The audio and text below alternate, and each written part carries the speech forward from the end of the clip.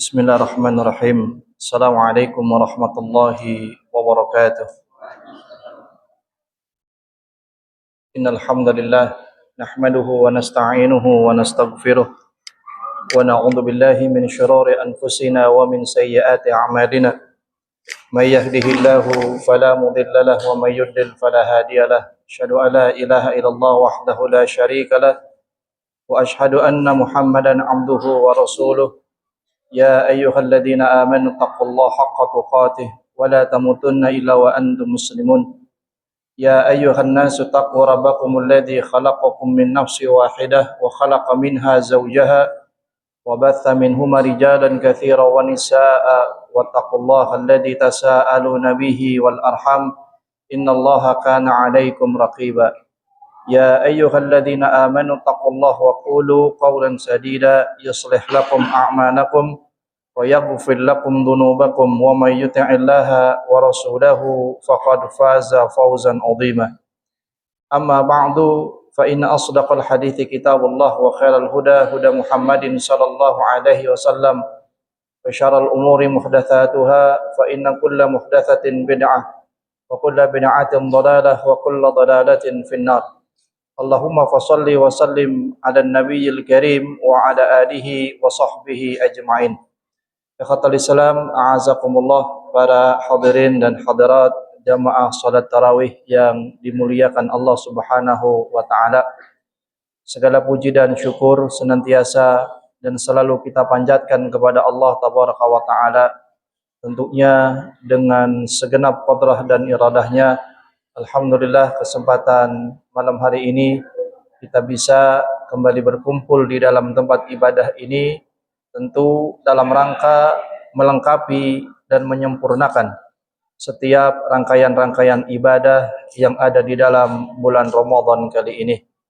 Tentu dengan harapan yang paling besar di dalam hati kita semuanya, semoga seluruh amal ibadah yang kita lakukan dari awal Ramadan, malam hari ini, dan tentunya sampai akhir nanti, seluruhnya menjadi amal-amal ibadah yang diterima oleh Allah Subhanahu wa taala, dan semoga insyaallah kita semuanya termasuk ke dalam orang-orang yang mendapatkan maghfirah, mendapatkan ampunan dari Allah Subhanahu wa taala.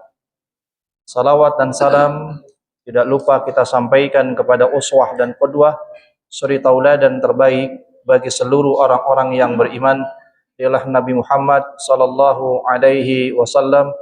Semoga salawat dan juga salam tersampaikan kepada ahlal bait, keluarga besar beliau, min azwajihi wa dzurriyyatihi, istri-istri beliau dan anak-anak keturunan beliau, kepada para sahabat dan sahabiyah, kepada para tabi'in dan atba'u tabi'in radhiyallahu taala anhum ajma'in, dan juga kepada seluruh kaum muslimin, kepada orang-orang yang senantiasa istiqamah untuk selalu ittiba', mengamalkan, menghidupkan dan memperjuangkan seluruh bahagian sunnah Rasulullah sallallahu alaihi wasallam di atas hidup dan kehidupan.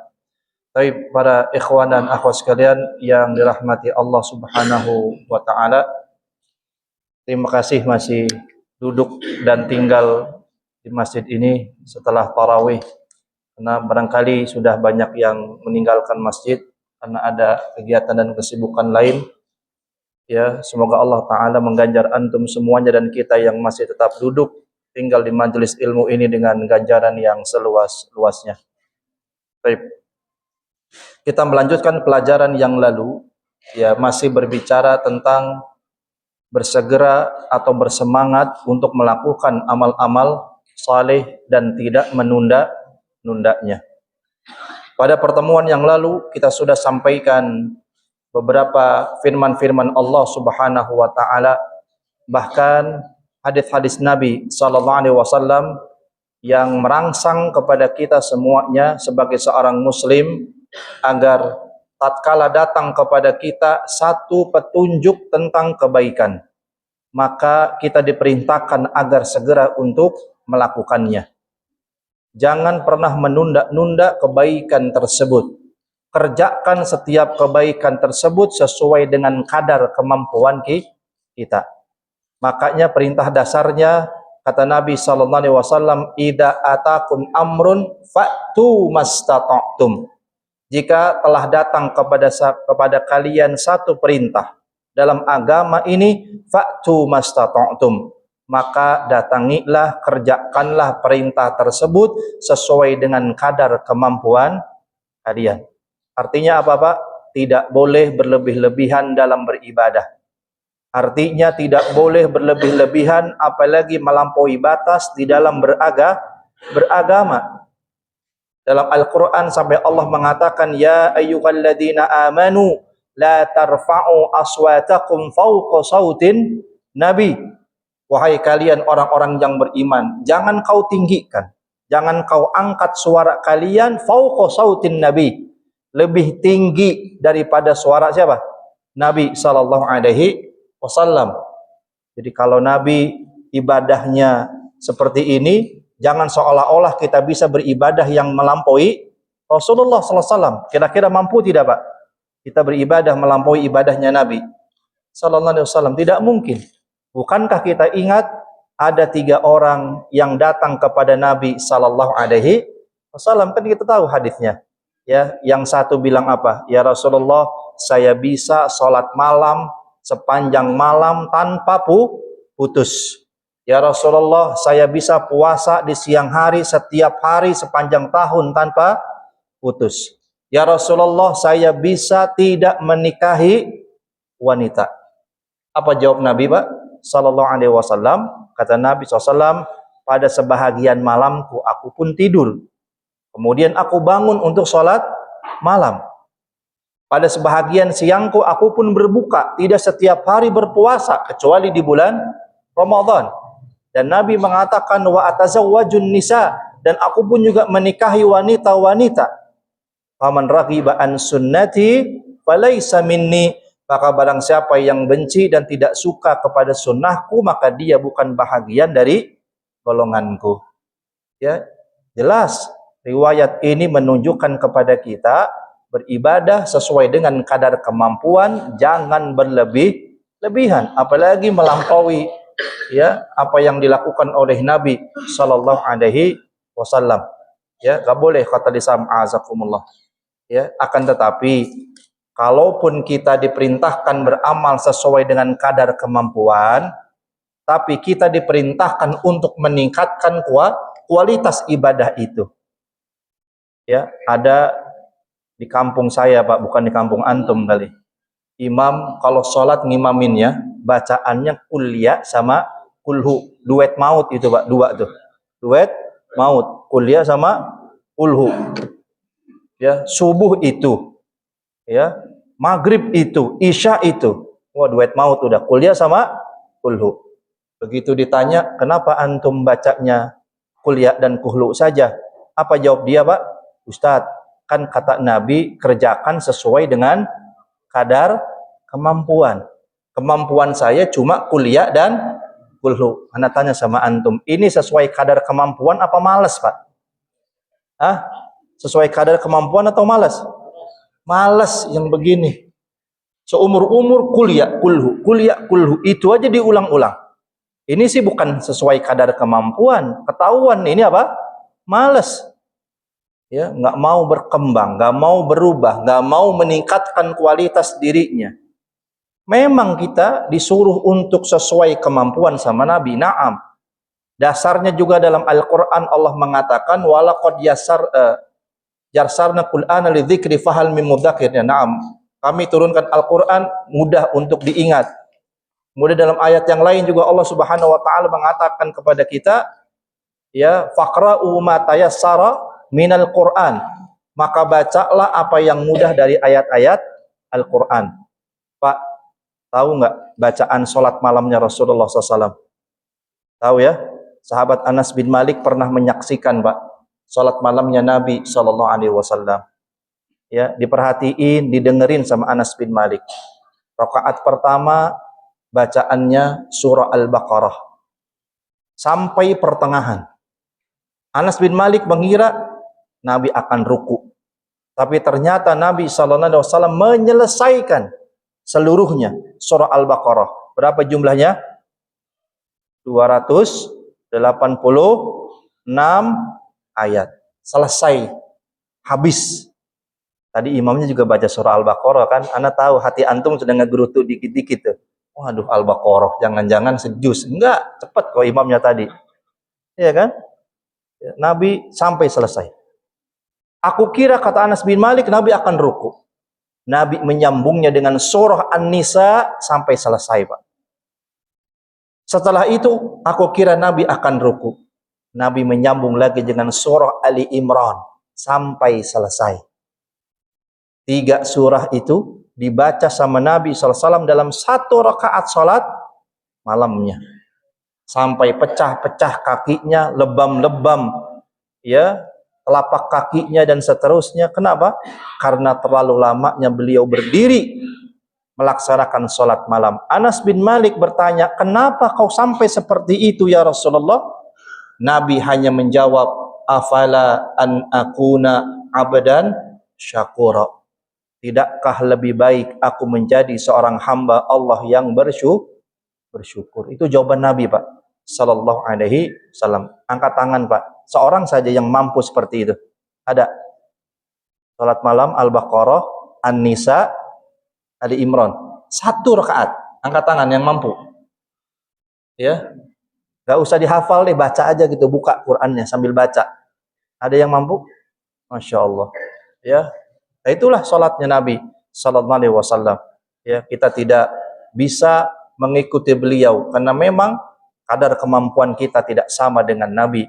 Sekali lagi, lakukanlah ibadah itu sesuai dengan kadar kemampuan kita, dan tatkala perintah itu datang kepada kita, segerakan, jangan tunda, ya, apalagi sampai ya menundanya berlama-lama. Segera lakukan. Kemudian ikhwatal Islam azakumullah. Ya. Dalam riwayat yang sahih dikeluarkan oleh Imam Tirmidzi rahimahullahu taala, Nabi sallallahu alaihi wasallam bersabda, badiru bil a'mali sab'an. Badiru bil a'mali sab'an. Ya, Nabi sallallahu alaihi wasallam menggunakan fi'ul amr yang berarti perintah. Ya, wajib berarti bagi kita semuanya, Pak. Badiru bil a'mali sab'an. Bersegeralah kalian semua untuk melakukan amal-amal sab'an sebelum datang 7 hal. Sebelum datang 7 perkara ya kepada kalian semua, kata Nabi. Yang pertama, hal tantadiruna illa faqran mansiyan. Kata Nabi SAW, apakah kalian akan menunda untuk melakukan amal-amal soleh sampai datang kefakiran yang bisa melupakan kalian? Ya, apakah kalian akan menunggu untuk berbuat amal kebaikan sampai datang kefakiran kepada kalian? Kemana dahulu ketika kita masih mempunyai harta yang luas, kita masih punya ya harta yang lebih? Kenapa harus nunggu sampai menjadi fakir dulu baru kemudian ingat untuk beramal? Makanya ya akhi, banyak orang-orang yang sukses ketika diuji dengan ujian kemiskinan, tapi sedikit orang-orang yang sukses tatkala diuji dengan keluasan. Ya, makanya Nabi tadi perintahkan pada kita segera, cepat-cepat kalian, jangan ditunda untuk melakukan amal-amal kebajikan apapun bentuknya dari amal kebajikan itu. Sebelum datang yang 7 hal ini. Hal tantadiruna illa faqran mansiyan. Apakah kalian akan menunggu kalian jadi fakir dulu dan terlupakan dulu baru kemudian kalian ingat untuk apa? Berbuat amal. Ya Allah, dulu saya punya harta, ya Allah saya dulu punya tabungan, punya ini, punya itu. Lupa. Ya. Ketika fakir baru dia ingat. Kenapa ya kemarin saya sudah punya tabungan cukup, hutang sudah terlunasi, kenapa ya saya enggak daftar haji? Ya Pak ya. Ya, saya ingatkan untuk anak pribadi dan untuk kita semuanya, kalau ada di antara kita yang tabungannya sudah ada, sudah cukup, ya tidak mengganggu kebutuhan rumah tangga kita, hutang juga sudah terlunasi, ya mungkin antum sudah masuk ke dalam kategori istitoah, orang yang mampu. Maka bagaimana caranya? Jangan ditunda, segera daftar haji. Ya Pak. segera, kata Nabi SAW. Jangan ditunda. Kenapa? Karena banyak hal bisa terjadi, kata Rasulullah SAW. Boleh jadi hartamu akan hilang. Harta hilang ini banyak nggak Pak sebabnya Pak? Banyak caranya harta hilang ini. Bisa dengan bencana alam, ya. Bisa juga dengan dirampasnya harta, dirampok. Bisa, ya. Itu sebab-sebab hilangnya Pak harta. Atau kata Nabi, kau akan jatuh sakit dengan sakit yang berat, sehingga hartamu akan habis, terkuras untuk biaya berobat. Akhirnya nggak jadi apa Pak? Nggak jadi haji, nggak jadi umroh. Ya, makanya ibadah haji atau umroh itu dua. Ya, kata para ulama, adanya kemauan, kalau diterjemahkan gitu, adanya kemauan dan adanya kemampuan. Dua ini nih faktor utamanya. Kemauan dan kemampuan. Ada orang yang mau tapi belum mampu. Ada orang yang sudah mampu tapi tidak mau. Dua aja tuh. Kemauan dan kemampuan. Kalau Anda lihat dari wajah-wajahnya, antum di sini pasti punya kemauan. Iya tidak Pak? Iya, kemampuannya kelihatan, kemauannya udah tinggi sekali. Tapi sayangnya Allah belum anugerahi kemampuan. Iya atau tidak? Nah, barangkali begitu. Ini masih lebih baik Pak daripada posisi orang yang pertama. Ya, atau posisi orang yang kedua, diberikan kemampuan tapi dia tidak ada kemauan. Yang seperti ini ditunda-tunda, kata Nabi SAW, sampai mati, sampai meninggal dunia. Orang yang seperti ini terindikasi mati dalam keadaan jahiliyah, kata Nabi SAW. Ya, kan dua ada, kemauan, kemampuan. Ya, punya kemauan didukung dengan kemampuan, jadi itu. Ya, tapi ternyata banyak juga hari ini orang-orang kaya yang sesungguhnya sudah memiliki kemampuan tapi tidak adanya kemauan. Wah, saya udah keliling dunia Ustadz, udah ke luar negeri, udah ke Eropa, udah ke Euro, udah ke Amerika, kemana-mana. Ditanya, udah ke Mekah belum? Belum Ustadz, katanya. Banyak Pak yang begini Pak saya temuin. Ya, Masya Allah. Baik ya. Jadi itu anjuran dari Rasulullah SAW. Hal tantadiruna illa faqran mansiyan. Apakah kamu akan tunggu sampai kefakiran yang dapat melupakan? Au ghinan mutghiyan. Yang kedua kata Nabi, atau kekayaan yang bisa menimbulkan kesombongan. Ya, ada orang-orang yang kaya kemudian kekayaannya itu menyebabkan dia menjadi orang yang sombong, kata Nabi SAW. Al-kibru. Ya, ciri orang sombong itu bagaimana kata Nabi, Pak? Ciri orang sombong itu seperti apa? Ciri orang sombong itu dua, kata Rasulullah SAW dalam hadis. Al-kibru batorul haqqi wa ghamtun nas. Orang sombong itu pertama, ya, batorul haqqi, menolak kebenaran. Orang yang sombong bisa dinasehatin atau tidak, Pak? Ya, enggak kan?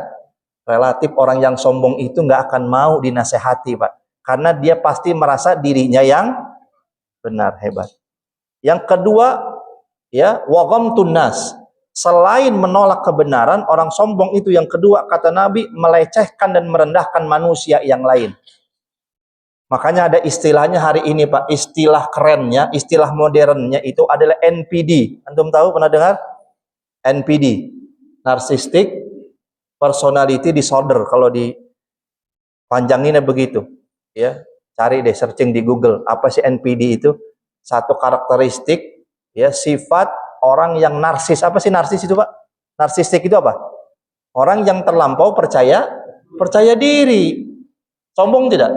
Sombong. Bahasa kerennya NPD sekarang. Antum jangan gaptek dong, ketinggalan HP-nya. Selain baca kitab, baca Quran, baca juga istilah-istilah yang ya modern hari ini. Ya, jadi kita wawasannya juga luas. Ya, jadi istilah sekarang tuh gitu, NPD. Jadi ada orang yang narsistik, yang narsis, yang terlampau percaya diri, sombong. Ya, jadi pendapat yang disampaikan, ya menurut dia itu benar. Dia tidak akan terima pendapat orang lain. Itu karakteristik orang sombong sudah dijelaskan sama Nabi SAW seperti itu. Ya, jadi jangan sampai kau tunggu, ya, amal-amal perbuatanmu, sampai mungkin saja Allah takdirkan kamu menjadi orang kaya, kata Nabi, tapi ghinan mudghiyan, orang kaya yang sombong, orang kaya yang tidak bisa dinasehati, orang kaya yang melecehkan, merendahkan manusia yang lainnya, ya, maka orang-orang yang seperti ini, orang kaya yang seperti ini, orang kaya yang jauh dari apa? Ya, dari kebaikan tentunya. Kemudian yang berikutnya kata Nabi, au maradon mufsidan, atau kalian tunggu sampai maradon mufsidan, sampai datang sakit yang merusak, menghancurkan kalian. Penyakit yang merusak tubuh kita, dan tadi penyakit yang boleh jadi akan menguras dan menghabiskan seluruh harta benda kita. Ya, masya Allah Pak, habis. Ya, ada orang curhat gitu, Ustaz, orang tua saya sakit keras, udah lama. Ya, sabar. Itu bahagian dari ibadah antum kepada orang tua. Tapi harta ana sudah habis Ustaz untuk apa? Biaya rumah sakit. Ya sudah. Semoga Allah ganjar dengan ganjaran yang lebih baik. Kalau tidak Allah gantikan di dunia sampai apa diberikan ganjaran nanti di akhirat. Bentuk bakti antum kepada orang tua. Ditanya lagi, Ustaz, rasa-rasanya ya sudah begitu panjang sakitnya ini. Ya. Apa yang harus ana lakukan? Berdoa kepada Allah Subhanahu wa taala. Ya, boleh kalau sudah yang seperti ini, Pak, seperti dalam hadis Nabi SAW, ada orang yang curhat kepada Nabi, mengurus orang tua yang sakit keras tapi sudah lama, menghabiskan hartanya, berat sudah juga bagi anak-anaknya. Ya boleh saja doa kepada Allah Subhanahu wa taala, minta, ya Allah, kalaulah hidup ini lebih baik untuknya, hidupkanlah, sembuhkanlah penyakitnya. Ya Allah, kalaulah kematian itu lebih baik untuknya, maka wafatkanlah. Boleh nggak doa begitu, Pak? Boleh nggak doa begitu? Boleh. Jelas, ya. Nabi pernah mengajarkan doa ini kepada salah seorang sahabatnya yang dia mengurusi orang tuanya sampai hartanya habis. Ya, terlampau berat gitu. Yang ngurusin karena nggak sembuh-sembuh penyakitnya, Pak. Bukan tidak sabar, dia sudah sangat sabar. Ya, sampai habis semuanya. Ya, dia tanya kepada Nabi, Nabi mengajarkan demikian. Ya minta sama Allah. Ya, minta sama Allah dengan doa tersebut, ya Allah, kalaulah memang itu hidup baik untuknya, maka hidupkanlah dan sembuhkanlah gitu. Kalau memang kematian itu jauh lebih baik untuknya, ya sudah wafatkanlah gitu. Ya daripada ya apa namanya dibilang layamutu walayahya, istilahnya gitu, Pak. Hidup enggak, mati juga enggak. Karena ada orang yang begini kan. Ya, itu bukan doain nyumpain orang tua biar mati, bukan, ya. Jangan salah kaprah antum. Itu minta sama Allah, minta petunjuk yang terbaik. Kalau memang kehidupan itu lebih baik, hidupkan ya Allah, sehatkan dia. Kalau ternyata memang kematian lebih baik baginya, ya sudah wafatkanlah ya Allah. Ya, jadi tidak menyiksa orang-orang yang mengurusinya, kan begitu. Naam. Ya, jadi yang tadi poin berikutnya au maradan mufsidan, jangan kalian tunggu sampai sakit akan merusak kehidupan kalian. Kemudian au haraman ya mufnidan. Yang kedua, atau kalian akan tunggu beramal sampai tua renta. Yang tua renta itu pasti melemahkan tubuhmu, kata Nabi SAW. Ya, ada orang diajak sholat, Pak, dari muda susah banget. Ya. Lalu dia bilang apa? Nanti dulu Ustaz, saya akan ke masjid nanti kalau saya sudah tua. Makanya rata-rata masjid-masjid di mana-mana isinya aki-aki lagi. Ya tidak, Pak? Allah, anu lihat tuh. Senior semua di sini tuh, lihat. Iya kan? Ada syababnya. Tapi tentu lebih banyak aki-akinya, iya tidak? Tuh, benar kan? Kemana syababnya? Kemana pemuda-pemudinya? Wah, di luar Ustaz lagi pada sibuk. Masih sibuk dengan dunianya. Seolah-olah usianya pasti akan panjang. Pak, yang membedakan antum yang sudah senior dengan anak muda apa? Antum yang sudah tua, sudah pasti pernah merasakan masamu muda. Sedangkan mereka anak-anak muda belum tentu merasakan usia tua. Betul tidak? Nah, kita yang sudah tua, udah pernah ngerasain muda. Anak-anak muda belum tentu merasakan tua. Kenapa harus ditunda ibadahnya? Kenapa harus ditunda kebaikannya? Kenapa harus ditunda amal solehnya? Nanti dulu Ustaz, masih panjang umur saya. Masih muda, masih gagah, masih kuat katanya. Ya Allah Pak, baru kemarin kawan saya. Dari kecil, kawan dekat. Begitu cepat Allah panggil, meninggal dunia. Kan gak ada yang tahu usia itu kan. Atau sakit, masuk rumah sakit. Baru masuk rumah sakit. Tidak sampai sejam dikabarkan meninggal dunia. Ya kan? Masih jauh dari usia 60 tahun. Sudah meninggal. Subhanallah. Demikian. Jadi Nabi peringatkan tadi kepada kita, apa kamu mau tunggu sampai kamu jadi tua dulu? Padahal kalau sudah tua itu kalian akan lemah, terbatas fisiknya. Beda ketika kita masih muda, masih sehat, masih gagah, tubuh kita akan lebih kuat untuk beribadah kepada Allah Subhanahu wa taala. Walaupun pada faktanya juga masih banyak orang yang sudah tua tetap tidak ke masjid. Ya, maka bedanya itu Pak. Orang-orang yang soleh, insya Allah seperti antum, yang sudah usia pensiun tapi ke masjid, ana jamin insya Allah antum akan terhindar dari penyakit pikun, Pak. Iya tidak? Itu penyakit yang paling dikhawatirkan juga sama Nabi, Pak. Sallallahu alaihi wasallam. Penyakit apa? Pikun. Orang kalau di masa tuanya pikun, ada gunanya nggak? Nggak ada gunanya, Pak. Sama kayak orang gila sudah hilang akalnya. Nggak ada gunanya orang pikun sudah. Ya, Masya Allah. Ya. Kenapa? Karena masa mudanya tadi habis untuk kerja, nyari dunia, jauh dari baca Al-Quran. Kalau orang-orang yang biasa baca Al-Quran terus diasah otaknya, datang sering ke kajian, mau sudah usia tua juga, insya Allah jauh dari yang namanya penyakit pikun. Ya Pak ya, insya Allah. Kemudian berikutnya kata Nabi SAW, au mautan mujhizan. Kenapa kalian harus tunggu sampai datangnya maut, sampai datangnya kematian, yang dimana kematian itu mengakhiri segalanya? Ya sudah, kalau sudah mati bisa nggak minta balik lagi sama Allah? Ya Allah, balikan lagi saya ke dunia untuk beramal. Tidak bisa. Ya kenapa dulu kamu tunda, kata Nabi SAW. Ya, apa kamu tunduk sampai mati dulu? Ya, yang mati itu adalah mengakhiri segalanya, memisahkan segalanya. Makanya disebut dengan alam barzah. Dalam surah Ar-Rahman antum lihat, ada ayat yang berbunyi bainahuma barzakhun la yabghiyan. Jadi ada dua lautan, ya, bainahuma, kata Allah, dua lautan itu barzah, tapi ada batasnya, la yabghiyan, enggak nyampur. Jadi kalau antum lihat fenomena ada dua lautan, airnya asin, satu airnya tawar, Quran udah ngomong belum, Pak? Udah ngomong, udah duluan bicara Quran. Kitanya aja yang nggak mau baca, kitanya aja yang nggak mau tadabbur. Orang aneh hari ini, Masya Allah, lihat tuh laut, sebelah sana airnya asin, sebelah sini airnya tawar, nyampur tapi tidak bersatu katanya. Ya kan? Ini fenomena yang booming segala macam. Padahal Quran udah bicara belum? Ya udah, itu ayatnya. Kata Allah, bainahuma barzakhun la yabghiyan. Keduanya barzah, dibatasin tapi nggak nyampur gitu. Ya asin-asin, yang tawar-tawar. Sebelah-sebelahan, airnya menyatu tapi nggak bercampur. Makanya dengan pakai kalimat apa? Barzah. Bainahuma barzakhun la yabghiyan. Alam barzah, alam yang membatasi, yang memutus kita dunia dengan alam kubur.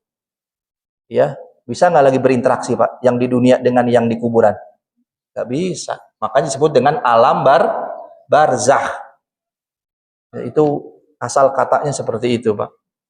Ya, ya cuma ada orang-orang tertentu aja katanya masih bisa interaksi dengan orang udah mati. Wah, hebat banget. Ngapain? Tat, Ani lagi ngobrol katanya sama yang di dalam kuburan ini. Bohongin orang. Bisnis yang kayak begitu yang paling laku, Pak, di kita. Iya tidak? Iya. Ngapain? Lagi ngobrol katanya, bilangnya dia lagi ngobrol sama ya, syekh yang ada di kuburan ini. Lagi ngobrol katanya. Subhanallah. Baik.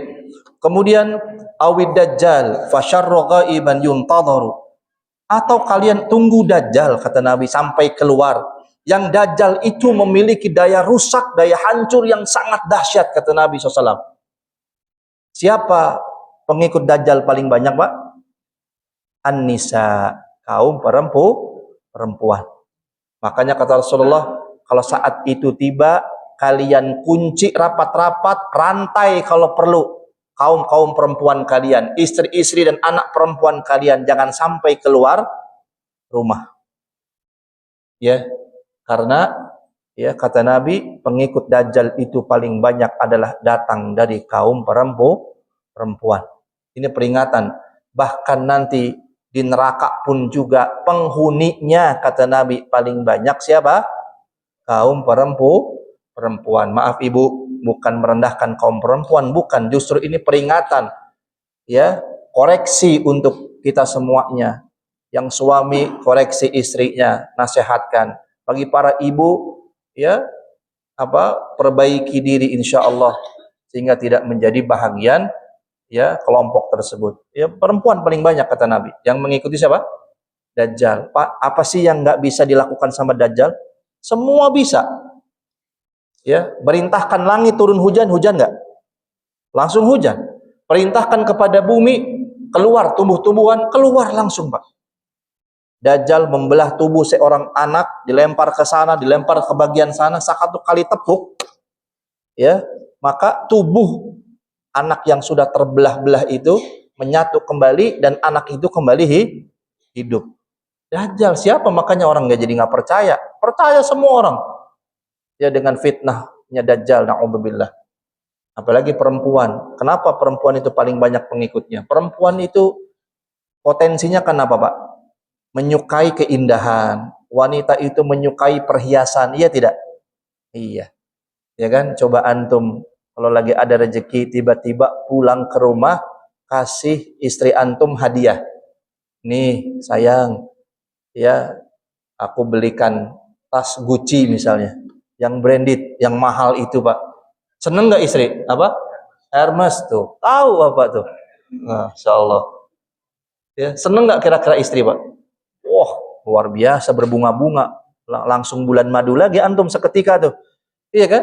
Iya. Saking senengnya, Masya Allah. Karena memang perempuan fitrahnya menyukai barang mewah, menyukai keindahan, menyukai perhiasan. Demikianlah Allah menjadikan kaum perempuan. Ketemu Dajjal, Pak. Ya, makhluk yang Allah berikan kemampuan bisa mengabulkan segala bentuk permintaan. Ya, perempuan ketemu sama Dajjal, minta, ya, wahai Tuhan, saya minta tas Hermes tadi yang paling bagus. Jangankan satu buah, Pak, pabrik-pabriknya bisa dibuat sama Dajjal dikasih. Iya tidak? Iya. Easy, mudah bagi Dajjal yang seperti itu. Ya, makanya perempuan ikut semua menjadi apa? Menjadi pengikutnya berbondong-bondong. Ya, jadi jangan tunda kata Nabi, atau kalian tunggu Dajjal sampai muncul. Yang Dajjal itu daya rusaknya begitu menghancurkan kata Nabi SAW. Atau yang terakhir, ya, yuntadaru awis sa'ah fasa'a adha wa amar, atau kalian tunggu datangnya hari kiamat, yang hari kiamat itu adalah satu hari kata Nabi adha wa amar, satu hari yang amat sangat berat dan satu hari yang amat sangat menakutkan. Hari kiamat itu hari yang amat sangat berat kata Rasulullah dan hari yang amat sangat menakutkan. Jangan tunda kata Rasulullah sallallahu alaihi wasallam. Jelas ya? Ya. Jadi segera badiru bil a'mal. Segera lakukan amal-amal yang kita bisa dan kita mampu, jangan tunda lagi. Ya, sebelum 7 hal ini datang kepada kita semuanya, ikhwatal Islam, a'azakumullah. Sebagai penutup, sahabat Abdullah bin Umar radhiyallahu taala anhuma, yang sahih hadis dikeluarkan Imam Bukhari, ya. Sahabat Abdullah bin Umar radhiyallahu taala anhuma mengatakan, "Idza amsayta fala tantadhiris sabah wa idza asbahta fala tantadhiril masa." Kata sahabat Abdullah bin Umar mengatakan, "Idza amsayta," jika engkau berada di satu sore, fala tantadhirus sabah, jangan kau tunggu sampai datangnya pagi untuk melakukan kebaikan. Ya, jika kamu berada pada satu sore, jangan kau tunda sampai datangnya esok pagi untuk melakukan kebaikan. Wa idza asbahta fala tantadirul masa, kata beliau. Kalau kau berada pada satu pagi, jangan tunda kebaikan itu sampai tibanya waktu sore. Wa khudh min sihatika limardika wa min hayatika limautika. Kata beliau, gunakanlah sisa masa sehatmu ya sebelum Allah ganti dengan masa sakitmu. Wa min hayatika limautika, dan gunakanlah sisa hidupmu sebelum datang ajal kematian menjemputmu. Ya, demikian ikhwatal Islam, ini targhib ya, motivasi dari para sahabat kepada kita semuanya agar sekali lagi kapanpun waktunya, dimanapun ada kesempatan bagi kita untuk mendapatkan pahala dan kita bisa melakukan amal kebaikan, amal soleh itu, lakukan segera ya, jangan dinanti-nanti ya.